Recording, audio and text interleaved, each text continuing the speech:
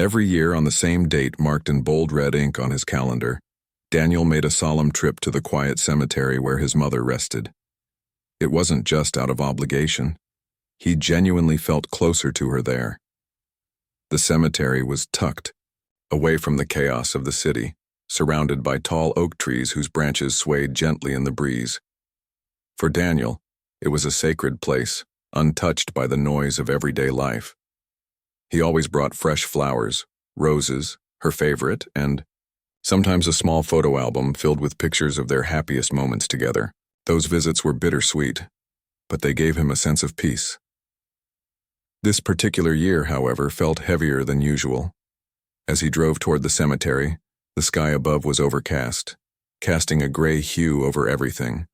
The air smelled faintly of rain, and Daniel couldn't help but feel like something unusual was about to happen. He shook off the thought, chalking it up to nerves or maybe exhaustion from work. After parking his car near the entrance, he grabbed the bouquet and the photo album from the passenger seat and began walking along the winding path that led to his mother's grave. The cemetery was nearly empty, save for a few other visitors, scattered here and there. Some stood silently at gravesides while others knelt to arrange flowers or wipe away tears. Daniel nodded politely at those he passed, though he kept mostly to himself. His footsteps crunched softly against the gravel path as he navigated rows of weathered headstones, each one bearing the name of someone who had once been dearly loved. Eventually, he reached the familiar plot where his mother lay buried. Her grave was modest but well-maintained. A simple marble headstone bore her name, Elizabeth Carter, along with the dates of her birth and death. Beneath that, an inscription read, "A loving mother, forever in our hearts." Daniel knelt down carefully, brushing away a few stray leaves that had gathered around the base of the stone.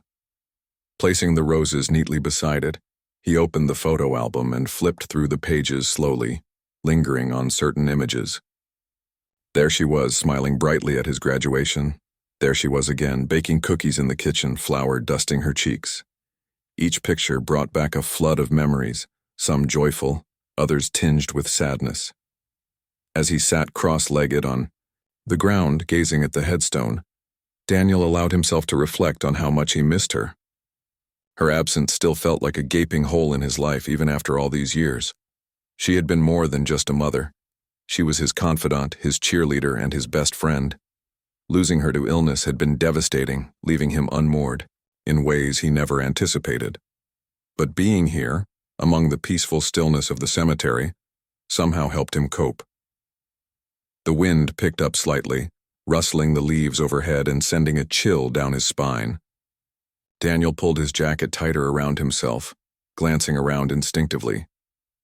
The cemetery was eerily quiet now, except for the occasional caw of a distant crow. Something about the atmosphere felt different today, though he couldn't quite put his finger on why. Shaking his head, he returned his attention to the photo album, flipping to another page. Just as he was about to close it, a sound stopped him cold. At first, he thought it might have been his imagination playing tricks on him, a trick of the wind, perhaps. But then it came again, clearer this time, a voice, soft and melodic, calling his name. "Danny," it said almost tenderly. His heart skipped a beat. That voice, it was unmistakable. It belonged to his mother. Daniel froze, his hands trembling as he clutched the photo album. He looked around wildly, searching for the source of the voice, but no one was nearby. The other visitors were far enough away that they couldn't possibly have called out to him.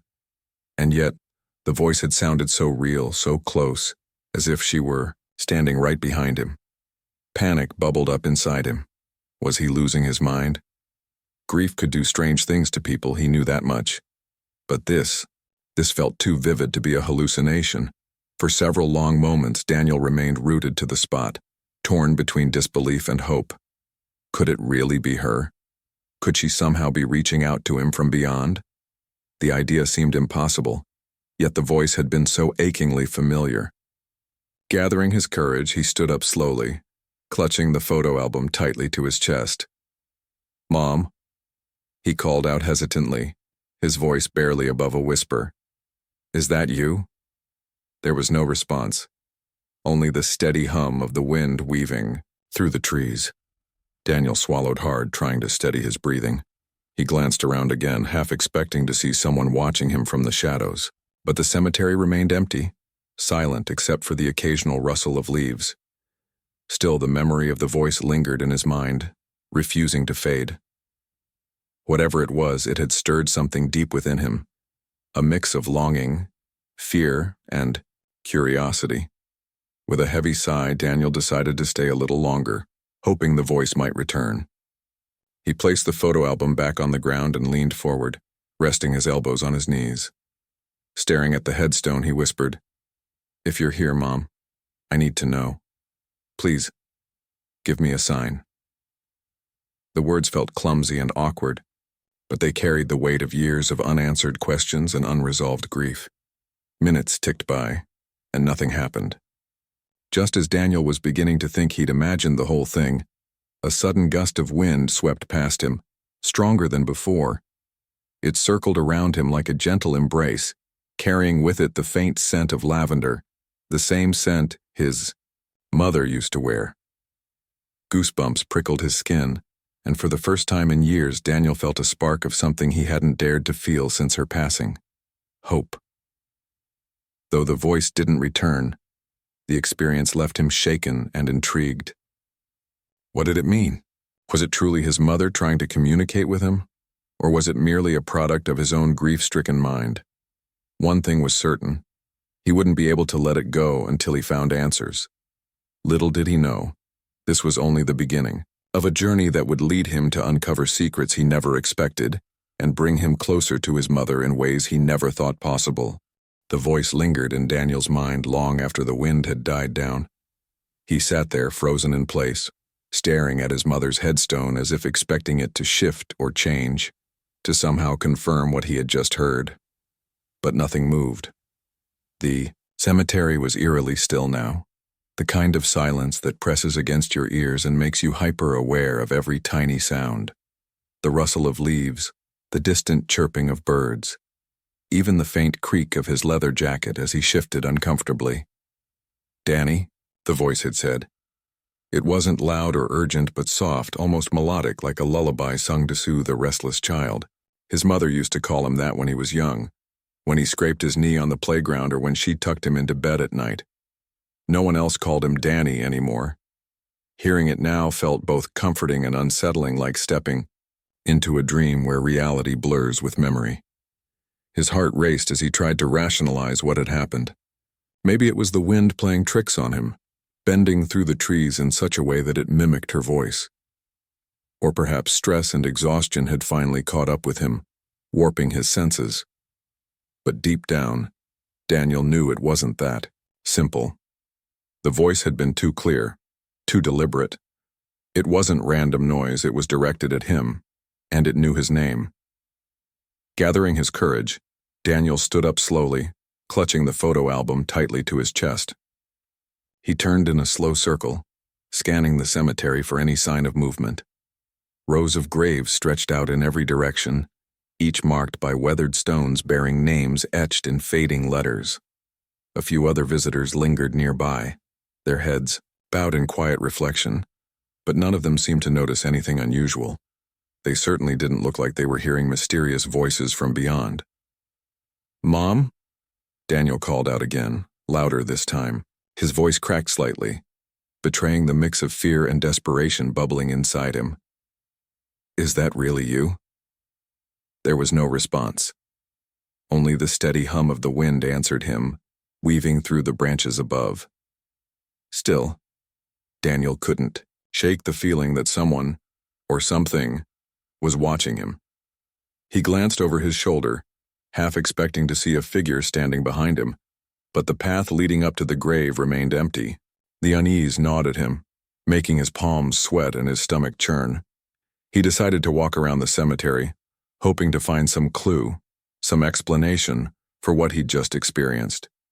If someone was trying to play a prank on him, they weren't doing a very good job of hiding. As he moved past rows of graves, he stopped occasionally to ask other visitors if they'd noticed anything strange. "Did you hear a voice just now?" he asked an elderly woman kneeling beside a headstone. She looked up at him, startled, and shook her head. "No, dear," she replied kindly. "Just the wind." Another man, younger but equally somber, gave him a puzzled look when Daniel approached. "A voice? You sure you're okay, buddy?" he asked, raising an eyebrow. Daniel nodded quickly, muttering a thank you before moving on. Each interaction left him feeling more isolated, as though he were the only one experiencing this bizarre phenomenon. As he wandered deeper into the cemetery, Daniel's thoughts spiraled. Was he losing his grip on reality? Grief could do strange things to people. That much he knew. Friends had warned him about getting stuck in the cycle of mourning, unable to let go. Was this his mind's way of coping, conjuring up the voice of the person he missed most? Or was it something else entirely? The idea that it might actually be his mother reaching out to him seemed impossible, yet tantalizing. What if she was trying to tell him something important? Something urgent? The thought sent a shiver down his spine. He remembered stories his grandmother used to tell about spirits lingering between worlds, unable to move on until they completed some unfinished business. Could that be why she was here now? Did she need his help? Daniel's pace quickened as he walked, his eyes darting back and forth, searching for any sign of, well, he wasn't sure what exactly. A shadow? A whisper? Anything that might explain the voice. He reached a small clearing surrounded by tall oak trees, their gnarled roots twisting up from the ground like skeletal fingers. In the center of the clearing stood a weathered bench, its paint peeling and faded. Sitting on the bench was an elderly man, hunched forward with his hands clasped together. Something about the man drew Daniel closer. There was a calmness about him, an aura of wisdom that made him seem out of place in the otherwise desolate cemetery. His hair was silver, his face lined with age, but his eyes were sharp and alert.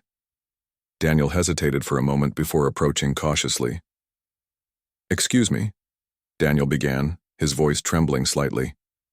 "I don't mean to bother you, but have you ever experienced anything unusual here?" The old man looked up, studying Daniel with a knowing expression. For a moment he didn't say anything, simply gazed at him as though reading his thoughts.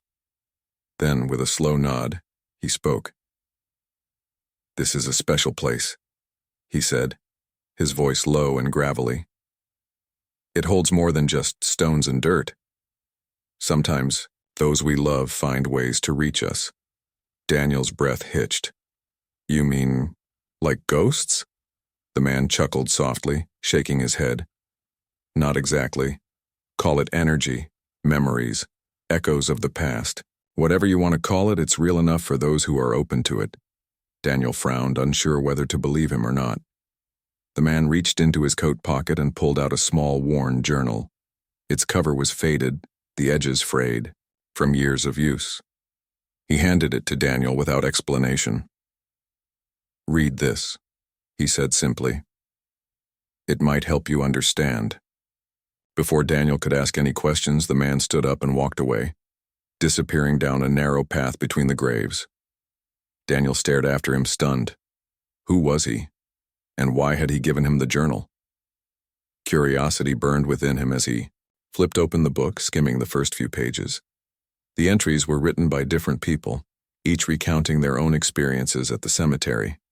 One woman described hearing her late husband's voice guiding her to uncover letters he'd hidden before his death.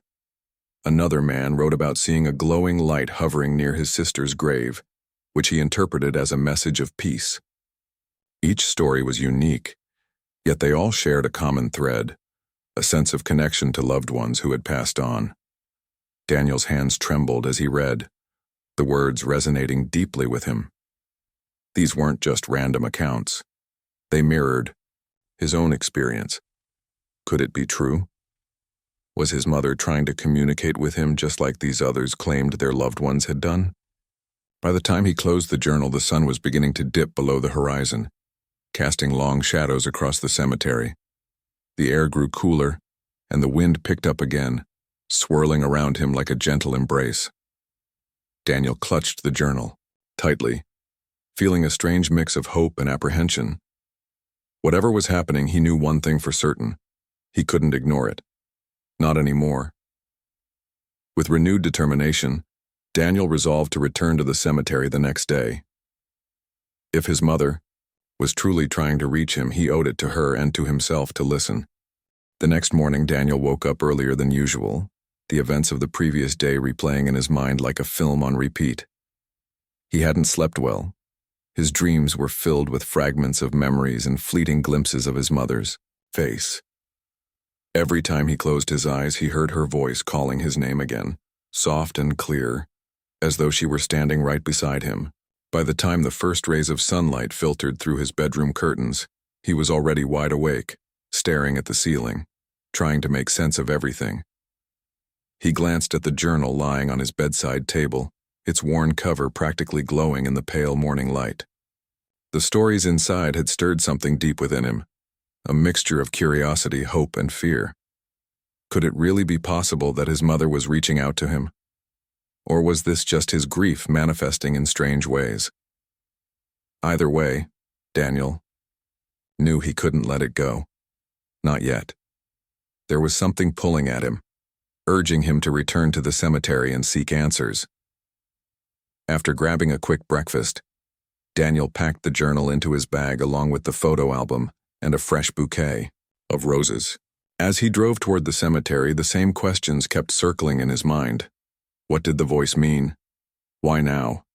And what was his mother trying to tell him? The drive felt longer than usual, every mile stretching out endlessly as his nerves tightened. When he finally arrived, the cemetery looked different somehow. Quieter, more mysterious, as if it held secrets waiting to be uncovered. Parking his car near the entrance, Daniel stepped out and took a deep breath. The air was crisp, carrying the faint scent of damp earth and pine needles. He glanced around, half expecting to see the elderly man from yesterday sitting on the bench again. But the clearing was empty, save for a few scattered leaves rustling in the breeze. Disappointed but undeterred, Daniel made his way to his mother's grave, his footsteps crunching softly against the gravel path. When he reached the familiar plot, he knelt down and placed the roses carefully beside the headstone. For a moment, he simply stared at her name carved into the marble, tracing the letters with his fingertips. "Mom," he whispered, his voice barely audible. "If you're here, please show me what you want me to know." Silence greeted him, broken only by the distant caw of a crow perched high in one of the oak trees. Daniel sighed, feeling a pang of frustration. Had he imagined the voice yesterday? Was this all just a figment of his imagination, fueled by sleepless nights and unresolved grief? He shook his head, refusing to give in to doubt. If there was even the slightest chance that his mother was trying to reach him, he owed it to her, and to himself, to find out. Determined not to leave without answers, Daniel began walking through the cemetery, retracing his steps from the day before. He stopped at each grave he passed, studying the inscriptions and wondering about the lives they represented. Some were recent, their stones polished and pristine. Others were old, weathered by time and nature. Each one told a story, a reminder of the fragility of life and the enduring power of memory. As he wandered deeper into the grounds, Daniel noticed a young woman kneeling beside a grave near the edge of the property. Her shoulders were hunched forward, and she clutched a small stuffed animal tightly in her hands. Something about her posture struck him. It mirrored his own grief, raw and unfiltered. Hesitant but curious, Daniel approached her slowly. "Excuse me," he said gently, not wanting to startle her. "I'm sorry to bother you, but have you ever experienced anything unusual here?" The woman looked up, her eyes red-rimmed from crying. She hesitated for a moment before nodding. "Yes," she admitted quietly. "Last week, I came here to visit my brother. I brought his favorite book and left it on his grave. The next day, when I returned, the book was open to a page he used to read to me all the time. It wasn't windy and no one else was around. I don't know how to explain it." Daniel's heart skipped a beat. Do you think it was him?" She shrugged, wiping away a tear. Maybe. Or maybe it was just my mind playing tricks on me, but it felt real. Like he was still here, watching over me. Her words sent a shiver down Daniel's spine. They echoed the stories he'd read in the journal, reinforcing the idea that the cemetery was more than just a resting place for the dead. It was a bridge between worlds, where the living could connect with those they had lost. Thanking the woman, Daniel continued his search, his resolve growing stronger with each step. He stopped at another grave, this one belonging to a child who had died far too young. A small toy car lay atop the stone, its paint chipped and faded. As Daniel stood there, he felt an inexplicable warmth wash over him, as though someone, or something, was offering comfort. He closed his eyes for a moment, letting the sensation sink in. By mid-afternoon, Daniel found himself back at the clearing where he'd met the elderly man the day before. The bench was still empty, but the wind picked up suddenly, swirling around, him in a gentle vortex. Leaves danced in the air, spinning faster and faster until they formed a faint pattern on the ground, a trail leading toward a large oak tree nearby. Daniel followed the trail instinctively, his pulse quickening with anticipation. Beneath the tree, partially buried in the soil, lay a small wooden box. Its surface was rough and splintered, as though it had been hidden there for years. Kneeling down, Daniel brushed away the dirt and lifted the lid cautiously. Inside, he found a collection of handwritten notes tied together with a faded ribbon.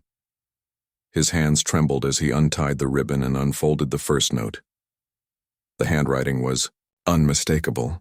It belonged to his mother.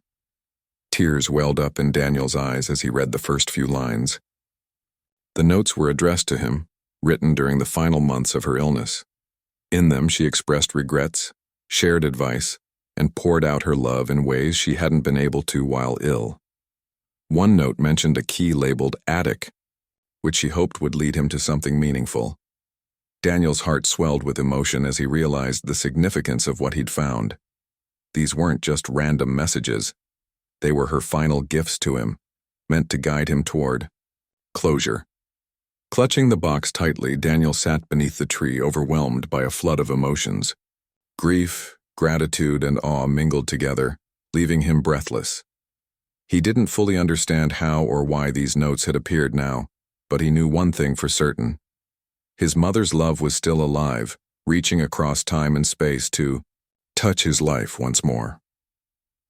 With renewed purpose, Daniel decided to follow the clues she had left behind. Whatever awaited him in the attic, he was ready to face it. For the first time in years, he felt a glimmer of hope, a sense that the bond they shared transcended even death itself. Daniel sat beneath the sprawling oak tree for what felt like hours, clutching the wooden box tightly in his lap. The notes inside were more than just pieces of paper.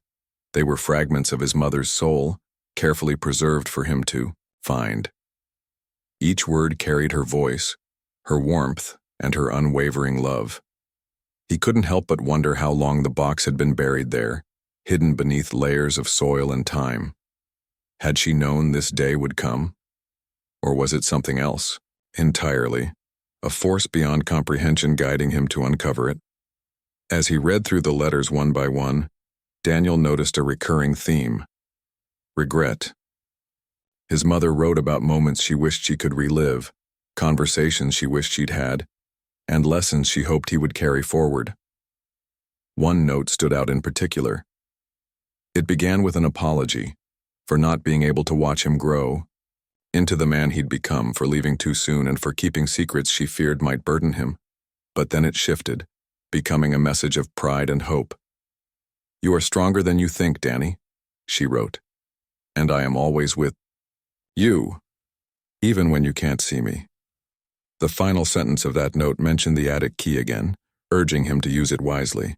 "It will lead you to something important," she wrote cryptically. "Something I wanted you to have but couldn't give you while I was here." Daniel stared at the words, his mind racing. What could possibly be waiting for him in the attic? Memories? Mementos? Or something deeper? Something meant to heal the wounds left behind by her passing? By the time Daniel returned home, the sun had dipped below the horizon, casting his house in shadows. The attic door loomed at the top of the staircase locked tight for years. He hadn't ventured up there since shortly after his mother's death, unable to face the memories stored within. Now, standing at the base of the stairs, he hesitated. The weight of the moment pressed down on him, heavy, yet strangely comforting. Taking a deep breath, he climbed the steps slowly, the old wood creaking underfoot. At the top, he inserted the small brass key into the lock and turned it. The mechanism clicked softly, releasing the latch.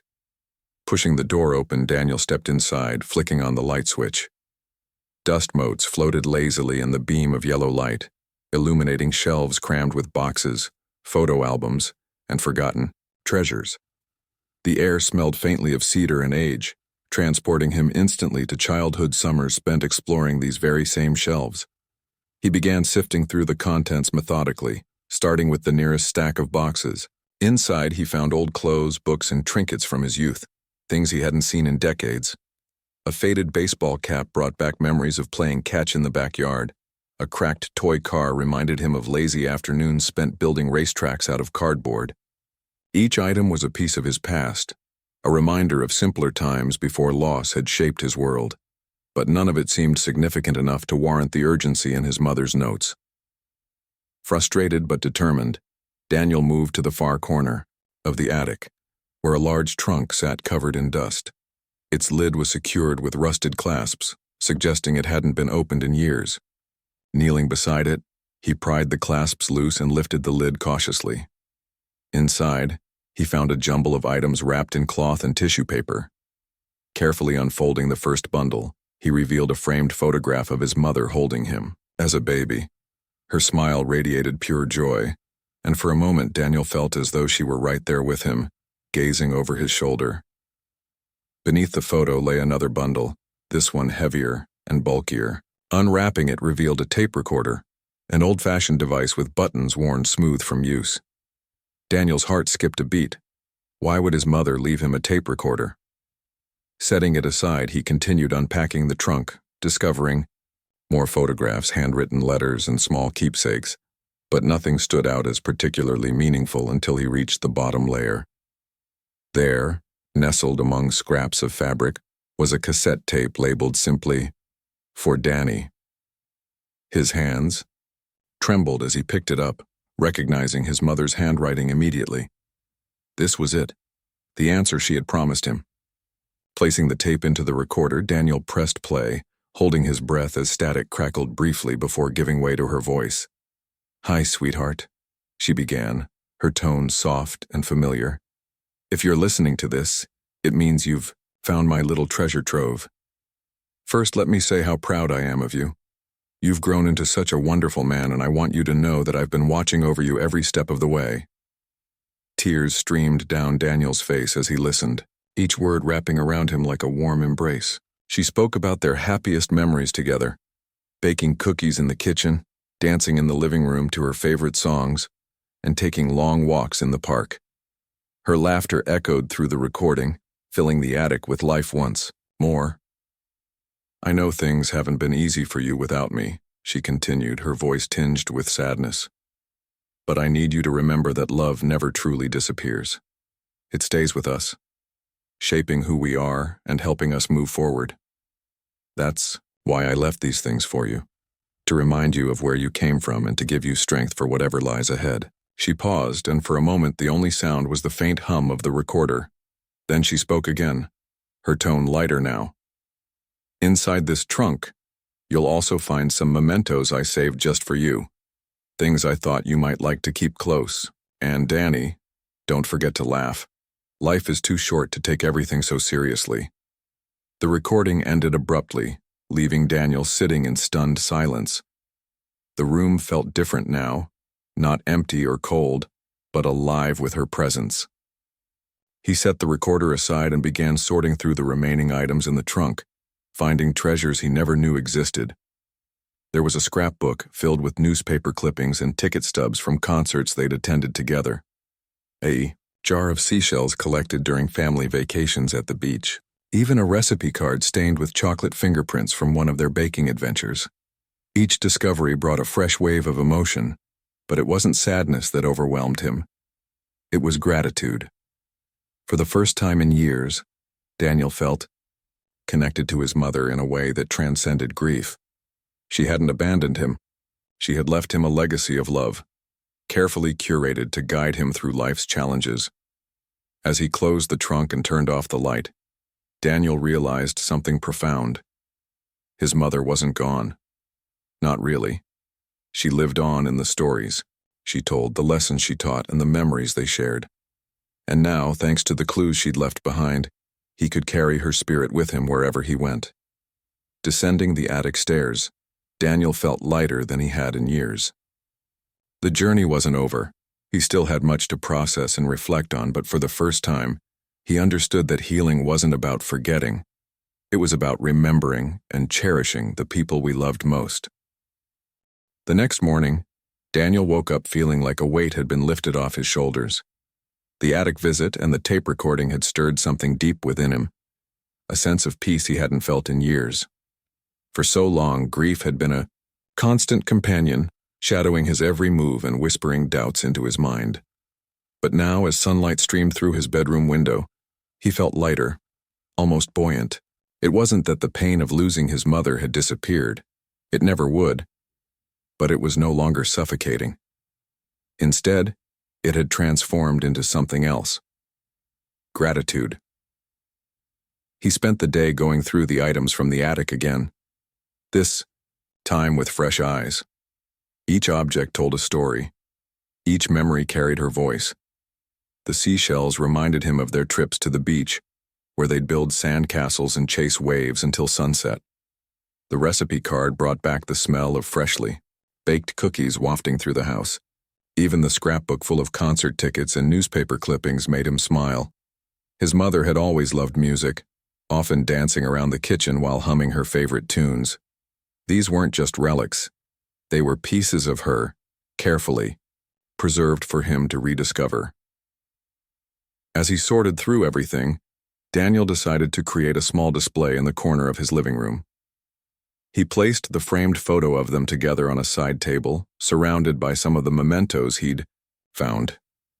Beneath the photo, he set the tape recorder, leaving it visible as a reminder of the message she'd left him. He even added a vase filled with fresh flowers, roses, of course, and lit a candle nearby.